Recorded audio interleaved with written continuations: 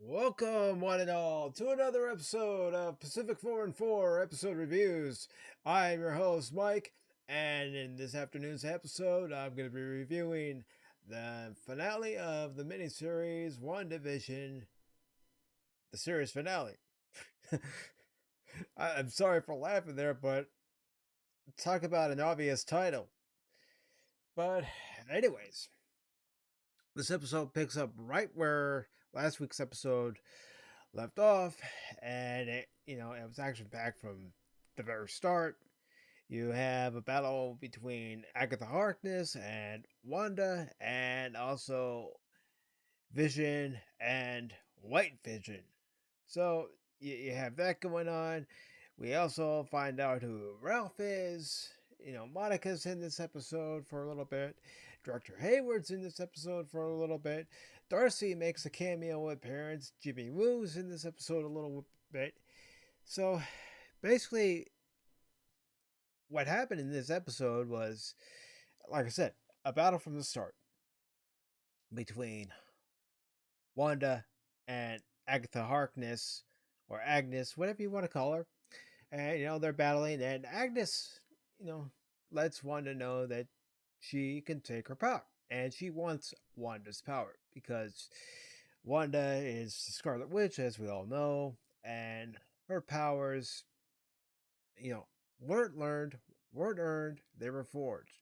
They were forged by the Tesseract, as we all know. Just like Captain Marvel gained her powers from the Tesseract in the test flight, and Captain Marvel, well, as we saw in last week's episode, Wanda gained her powers from the very same Tesseract, even though by that time the stone was in Loki's scepter. So we see that ongoing battle. The boys are set free and they're told to go home. Meanwhile, Vision and White Vision are battling, and White Vision, as far as his programming is concerned, his directive is to destroy the Vision. Well, there's only one problem with that. The Vision that we've all seen here in WandaVision isn't the actual Vision. It's just remnants of Vision.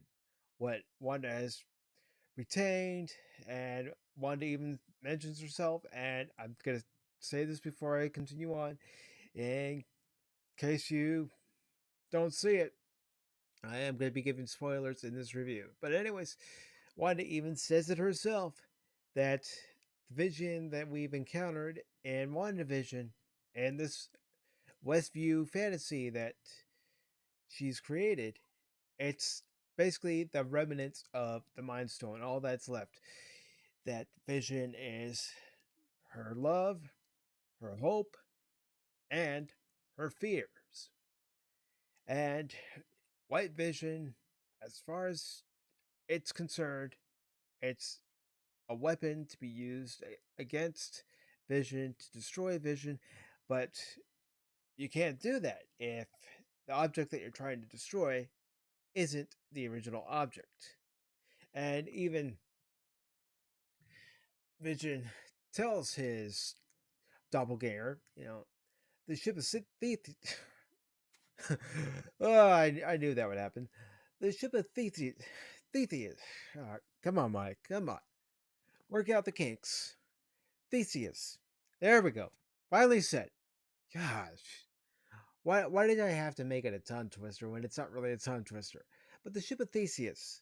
They go on to say how the original ship was in the museum. And there's videos on this too. And how they have to replace the planks of wood because they've gotten rotten over the years, and put in new planks of wood. And the Vision of Westview says if you replace all the planks of wood that are rotten, is it still the ship of Theseus when there are new planks in its place? And White Vision answers no. And yet, one of them only possesses a new body of Vision, and the other possesses some of his memories. Is that the true ship of Theseus? Answer is no. And what ends up happening, and yeah, I'm jumping ahead. If you've watched my reviews before, you know I do that. But Vision pretty much offers his doppelganger, his evil counterpart, a chance to become somewhat complete again. And he shares the remnants of the Mind Stone that he has with White Vision. And as this was all going on with their battles, you know, Wanda and Agnes are battling back and forth. As I've said, Agnes makes it pretty clear that she wants her powers, and there's even a point during this battle where there's a lull in the action because there's some dialogue between the two women, and what ends up happening is Agnes uses her power to free Dottie of the spell that Wanda has her under to believe that she's Dottie, and Dottie pleads to Wanda to let her go so she can go see her daughter and hug her daughter. There are other citizens of Westview who, come up to Wanda, and they, are talking about how they experience Wanda's nightmares. And Wanda's nightmares are the loss of vision, the loss of Pietro, and, other factors of her life. So, the citizens are asking to either be set free, or they're asking her to just let them die. And Wanda agrees to let them go free.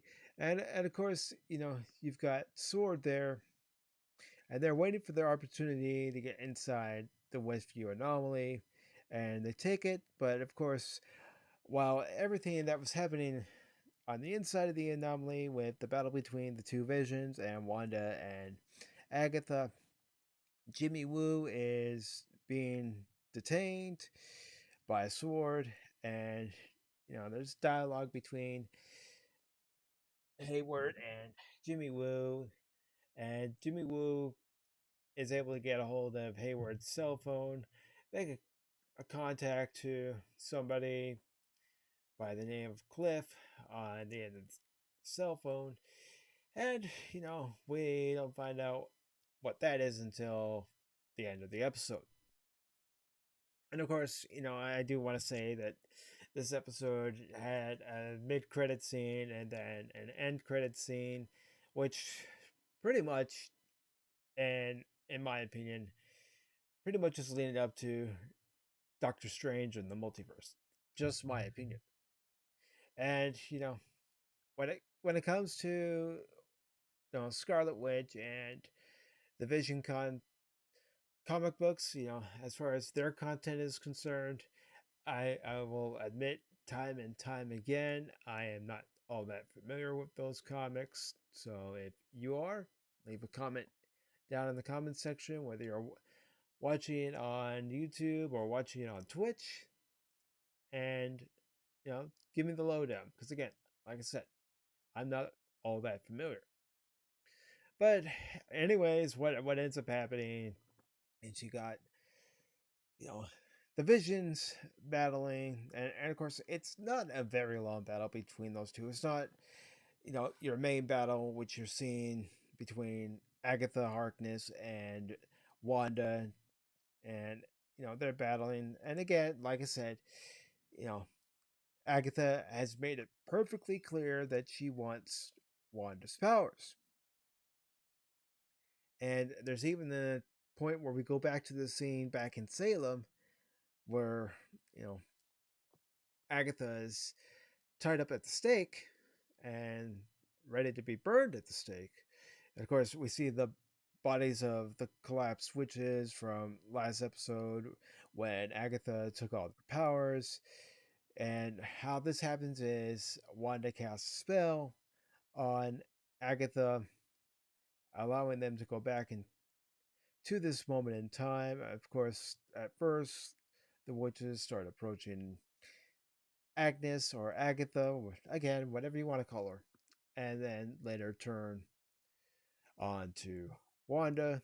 And of course, we come to find out that there's this book, and it talks about Wanda being the Scarlet Witch, how she wasn't from any sort of covenant, and how her powers were forged, and we all know that from the stone, and how she's a danger, at least in their eyes. And Agnes even mentions this one more time in the episode that Wanda doesn't realize the danger that she's unleashed. And what ends up happening is Wanda's able to trap Agatha into her own type of dungeon, cast her own witch's broom with the symbols, and it's able to use her power. And when this happens, it's when Agnes and Wanda are battling, and Agnes keeps saying, "I want all your power, give me all your power," and Wanda's shooting all her power. Wanda even stops Vision after Vision's exchanged what's left of his memories onto his doppelganger, White Vision, and he's trying to help Wanda. Wanda prevents him from doing that, and Agnes goes to cast a spell because Wanda wants to protect not only herself, but Vision and Billy and Tommy. And she goes to cast a spell and can't cast a spell because Wanda has casted her own spell in her own witch's broom, just like we saw in last week's episode. So, what ends up happening is the battle is over because Agatha Harkness is pretty much weakened and drained of her powers. I'm not saying that she doesn't have any powers left, but as far as that battle is concerned, she is drained of her powers. And they float down to the ground. Wanda even transforms into the MCU version of Scarlet Witch's costume, which is all right. I mean, as the costumes are going nowadays, it was okay. I mean, I'm no costume designer or anything, but you know, I thought it was okay looking. And the little bit that we saw of Monica Rambeau, which wasn't very much. I mean, she was there to help the boys when Sword came into the anomaly, and Darcy was there just as a brief cameo, colliding the circus trunk circus truck with the Sword Humvee, and that was pretty much all that. But Monica's parts in this episode where we find out who Ralph is, and Ralph is pretty much the Pietro, imposter, Quicksilver, and she discovers that by using her powers when she's being held in Ralph's little dungeon, Ralph's you know, little man cave, as he puts it in the episode. And the way Monica, is able to find this out is she looks at a necklace with her powers, and it's glowing purple, and takes it off of him. And not only that, before she even takes it off, and she's looking at a bill, and it has Ralph Boner on it, and she even sees a picture of him, and it says Ralph Boner. So she removes the necklace that's keeping her under Agatha's control, and that basically frees him of Agatha's spell. And the only other time we see Monica is, when she's on the streets and they're coordinating efforts to set up first aid and everything. And she's then told that she's needed in a movie theater.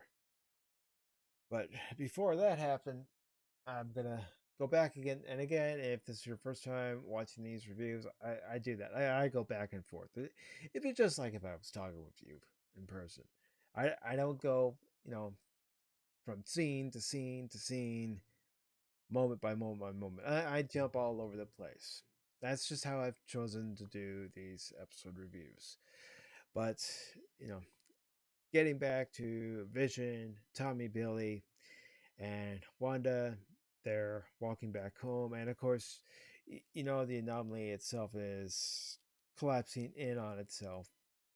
You know, the boys are tucked into bed. Vision and Wanda say their goodbyes.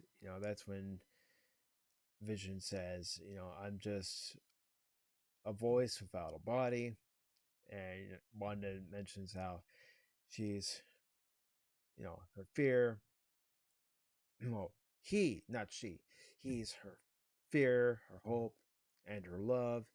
And everything collapses around her. Everything goes back to the way it was when she found it. She, seen back in the middle, the foundation of what became their house. She starts walking the street, the hoodie's up over her head, and she is encountered by Monica Rambeau, and they have an exchange, and Monica says, you know what I want, if anything, I would want my mom back,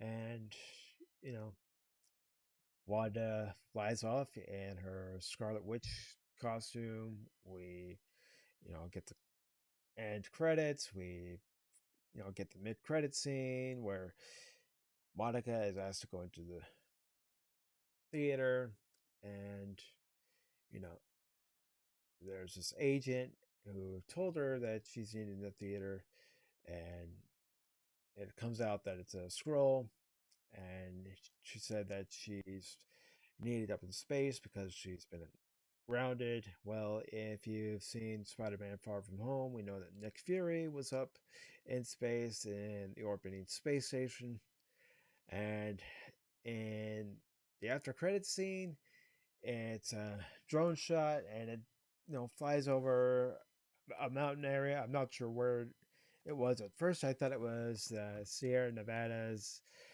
exactly where they filmed you know that particular scene, or if it could have been partially generated in post production. Who knows? But anyways, there's this drone shot. It flies into this cabin in this mountain area, and we see Wanda sitting on the front porch. We hear the whistle of a tea kettle going off. She goes in. She goes up to the stove, takes the kettle off the stove, pouring herself some tea, and then we pan into a bedroom, and we see Wanda as Scarlet Witch, and she's looking through the book that is talking about the Scarlet Witch that Agnes brought up, and we hear the voices of Tommy and Billy saying, "Mom, help!"